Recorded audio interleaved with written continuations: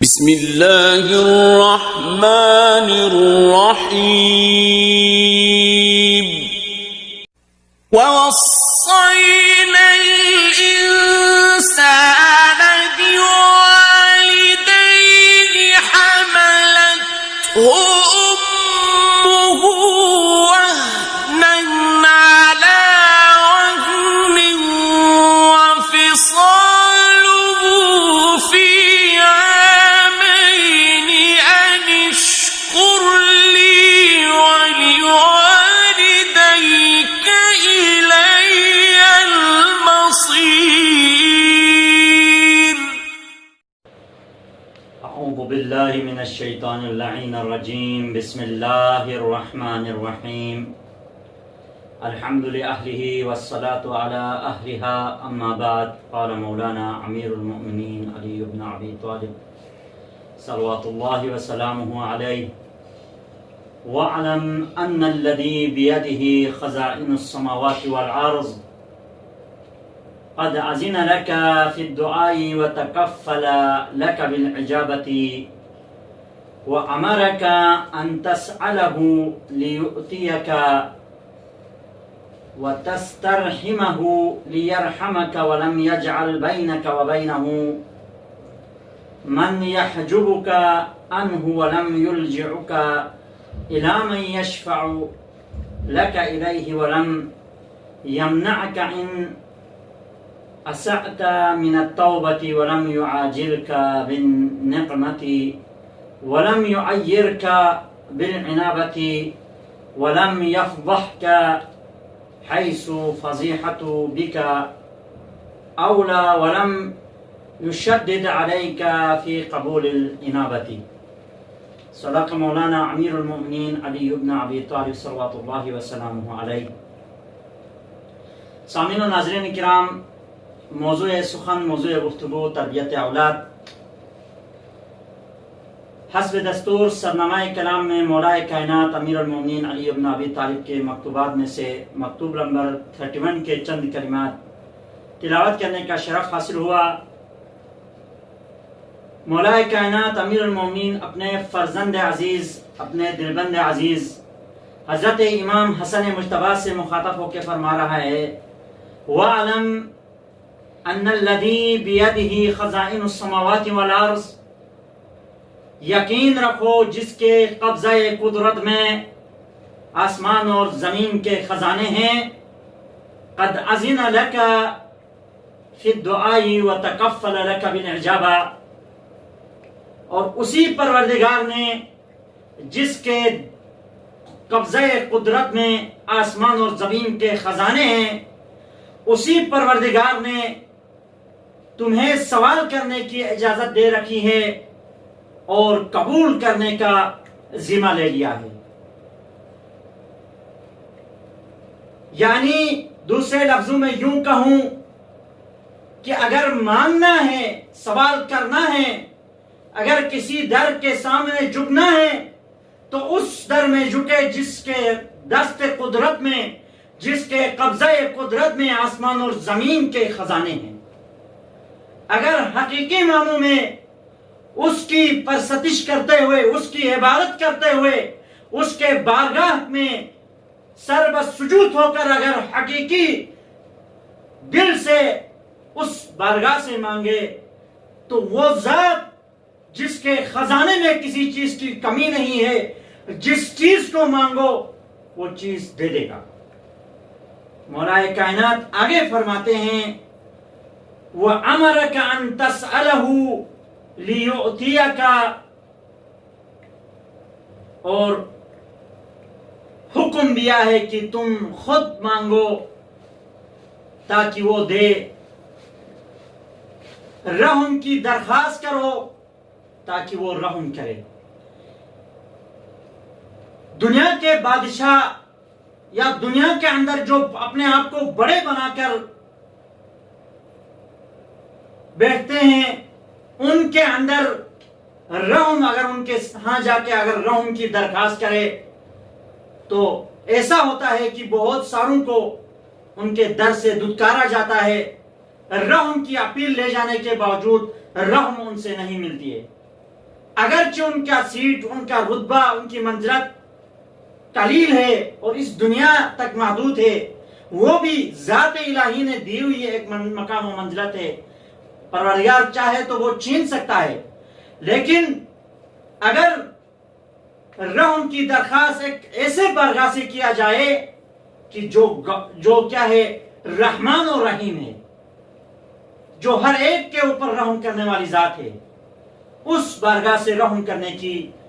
Appeal کرو، درخواست کرو، تو وہ پروردگار رحم کر لے گا. آگے مولا کائنات فرماتا ہے وَلَمْ يَجْعَلْ بَيْنَكَ وَبَيْنَهُ مَنْ يَحْجُبُكَ عَنْهُ، اور اس نے اپنے اور تمہارے درمیان دربان کھڑے نہیں کیے، کوئی چوکیدار نہیں رکھا ہے جو تمہیں روکتے ہو کہ اس کے بارگاہ میں جانے سے. وَلَمْ يُلْجِئُكَ إِلَى مَنْ يَشْفَعُ لَكَ إِلَيْهِ، اور نہ تمہیں اس پر مجبور کیا ہے کہ تم کسی کو اس کے ہاں سفارش کے لیے لے کے آؤ تب ہی کام ہوگا. یہ بھی پروردگار نے نہیں. پروردگار کے بارگاہ میں جانے کے لیے نہ کسی کی سفارش کی ضرورت ہے، نہ بارگاہ الہی میں جانے کے لیے روکنے کے لیے کوئی دربان موجود ہے. اس کا در، اس کا بارگاہ خلاق کے دو عالم سے ارتباط ہونے کے لیے راستہ ہمہ وقت، ہر جہت اور ہر لمحہ بارگاہ خداوندی میں آپ اپنی حاجت کو لے کے جا سکتے ہیں اور خدا سے اپنی حاجت کو طلب کر سکتے ہیں. خدا نے کسی کو چوکیدار بنا کر، روکنے والا بنا کر کسی کو نہیں رکھا ہے. نہ خدا کے بارگاہ میں یہ چیز ہے کہ آپ جب تک سفارش کے لیے بندہ لے کے نہیں آؤ گے اس وقت تک خدا آپ کو نہیں دے گا یا آپ کو آنے نہیں دے گا. ایسی بات نہیں ہے بارگاہ الہی میں. آگے مولا کائنات اپنے فرزند عزیز سے مخاطب ہو کے فرماتے ہیں وَلَمْ يَمْنَعْكَ إِنْ أَسَأْتَ مِنَ التَّوْبَةِ وَلَمْ يُعَاجِلْكَ بِالنَّقِمَةِ وَلَمْ يُعَيِّرْكَ بِالْإِنَابَةِ، اور تم نے گناہ کیے ہو تو اس نے تمہارے لیے توبہ کی گنجائش ختم نہیں کی. گناہ ہر انسان سے سرزد ہوتا ہے، گناہ ہر بشر سے سرزد ہوتا ہے. انسان گناہوں کا ایک پتلا ہے، لیکن اس گناہ پر نادم ہو کر، پشیمان ہو کر بارگاہ الہی میں جا کر گڑ گڑائے اور طلب استغفار کرے اور توبہ کرے تو خداوند عالم نے اس توبے کے دروازے کو بھی تمہارے لیے کھول کے رکھا ہے، تمہاری گنجائش میں رکھا ہے. جب جائے بارگاہ الہی میں وہ رب ایسا غفور اور رحیم ہے، تمہارے گناہوں کو بخش دے گا. بات یہ ہے کہ جو گناہ کرتا ہے وہ نادم ہو جائے، جو نافرمانی الہی کرتا ہے وہ اپنے آپ کو اور اپنے نفس کو مخاطب ہو کے کہے کہ میں نے گناہ کیا ہوں، مجھ سے غلطی سرزد ہوئی ہے، اور بارگاہ الہی سے جا کے طلب کرے پروردگارا میں تمہارا گناہگار بندہ ہوں، میں تیرا خطاگار بندہ ہوں، میں تیرے در پہ آیا ہوں، مجھے بخش دے. تو خداوند عالم نے گناہگاروں کے لیے اپنے دروازے کھول کے رکھا ہے. توبہ کا دروازہ کھلا ہے، جب چاہے بارگاہ الہی میں جا کے توبہ و استغفار کرے، خدا اس کی توبہ کو قبول کرتا ہے. مولا کائنات امیر المؤمنین ان تمام فکرات سے، ان تمام جملوں سے جو مخاطب امام حسن سے ہے لیکن سمجھانا ہمیں سمجھانا چاہ رہا ہے، بس مولا کائنات نے آگے فرمایا وَلَمْ يَفْضَحْكَ حَيْثُ فَضِيحَتُ بِكَ أَوْلَى وَلَمْ يُشَدِّدْ عَلَيْكَ فِي قَبُولِ الْإِنَابَةِ. اور پروردگار کی ذات وہ ذات ہے،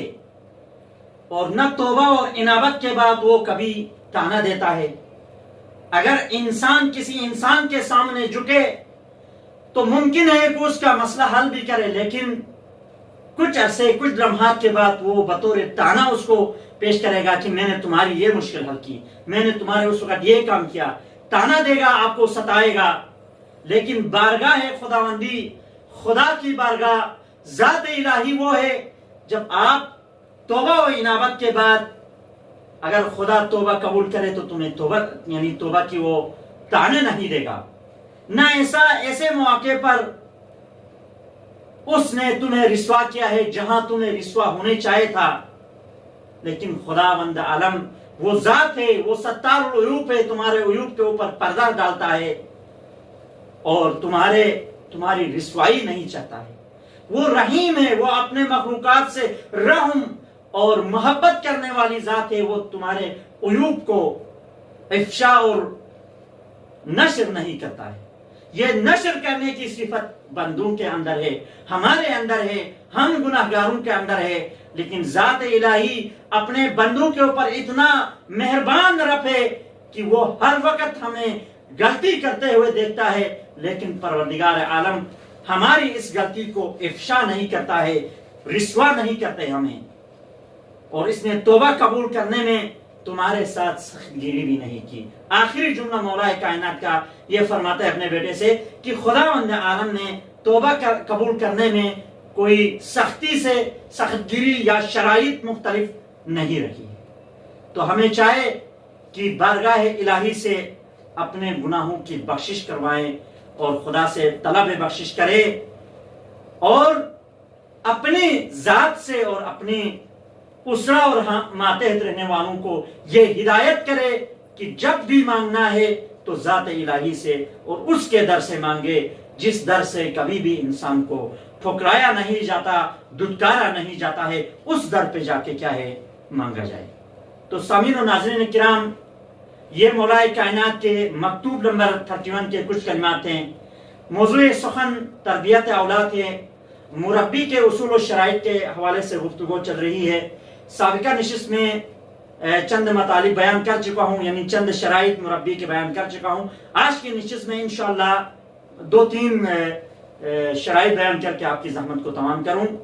تو مربی کی چھٹی شرط یہ ہے کہ مربی تشویق رکھتا ہو، مربی کو چاہے کہ خود تربیت کے امور میں شوق اور جذبہ رکھتا ہو اور تربیت کرنے والے افراد کو بھی شوق دلائے تاکہ اصول تربیت خشک اور سخت محسوس نہ ہو، نہ اپنے لیے اور نہ دوسروں کے لیے، بلکہ اصول تربیت کو شیرین بیان کے ساتھ لوگوں کو بتائیں، خوش اخلاق اور خندہ پیشانی سے اصول تربیت پیش کرے اور پیغمبر اکرم کی سیرت طیبہ کو اپنے لیے اس میں نمونہ سمجھے، جیسا کہ خداوند عالم پیغمبر اکرم کے متعلق فرماتا ہے انک لعلی خلق عظیم، اے پیغمبر آپ خلق عظیم کے مالک ہے۔ یا خود آن حضرت رحمت للعالمین اپنے بارے میں فرماتا ہے انما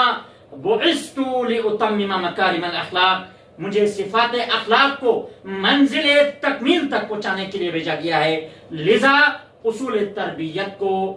اپنانے کے لیے شوق اور رغبت کے ساتھ کوئی نمونہ عمل بھی ہونا چاہیے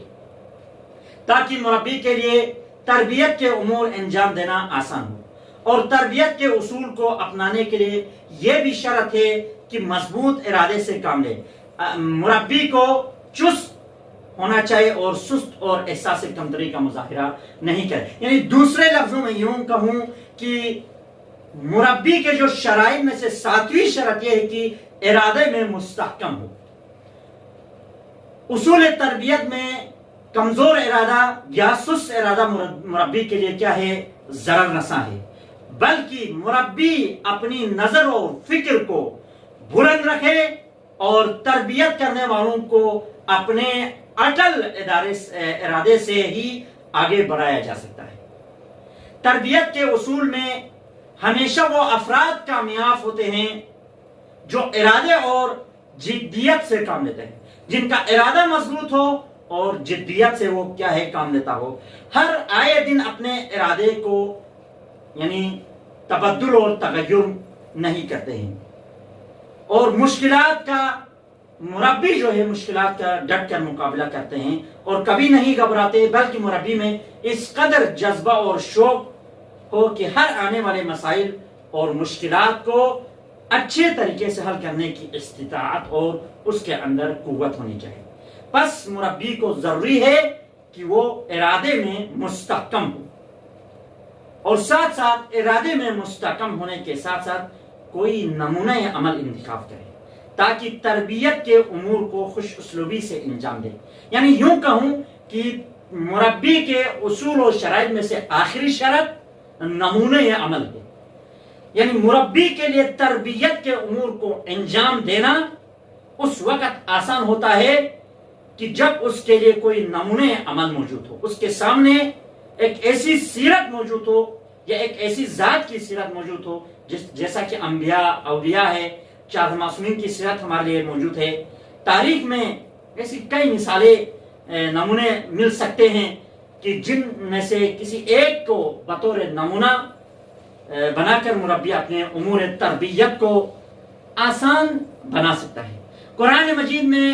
کئی بار اللہ تبارک و تعالیٰ نے تربیت یافتہ مربیین کا تذکرہ فرمایا ہے، اور اسی طرح انسان کی تربیت کا ساز و سامان خداوند عالم نے فراہم کیا ہے۔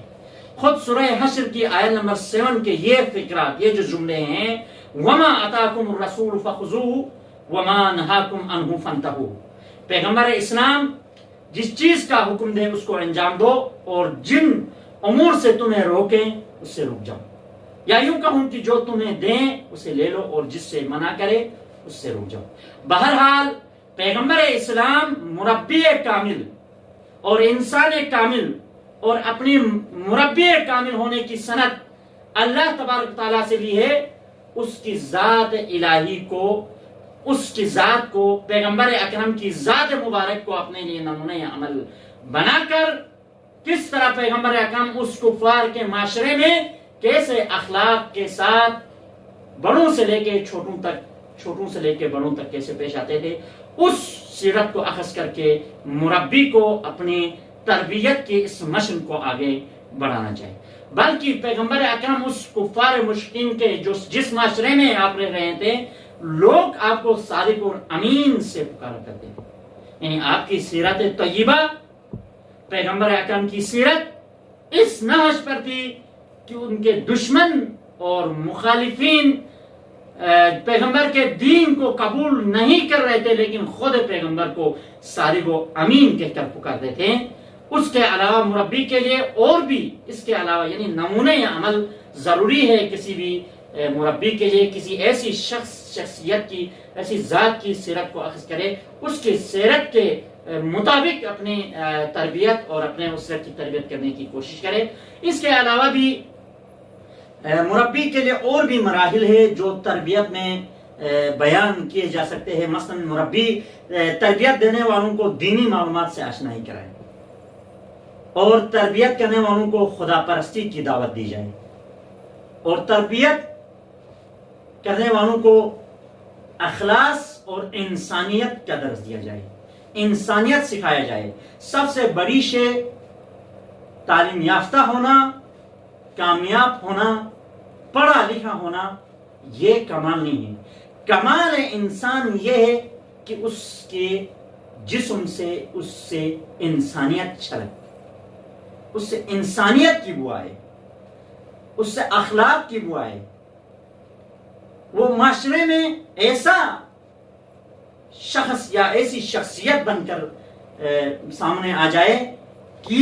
اس کو دیکھ کر لوگ اپنی غلطیوں کو سدھارے،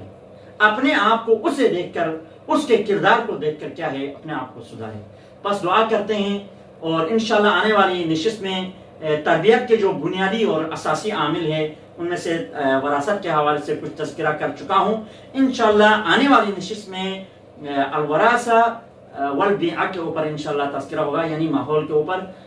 تو بس یہیں پہ اکتفا کرتے ہیں اور دعا کرتے ہیں پروردگار ہمیں حقیقی معنوں میں اپنی تربیت کرنے کی توفیق عطا فرما۔ وآخر دعوانا ان الحمدللہ رب العالمین۔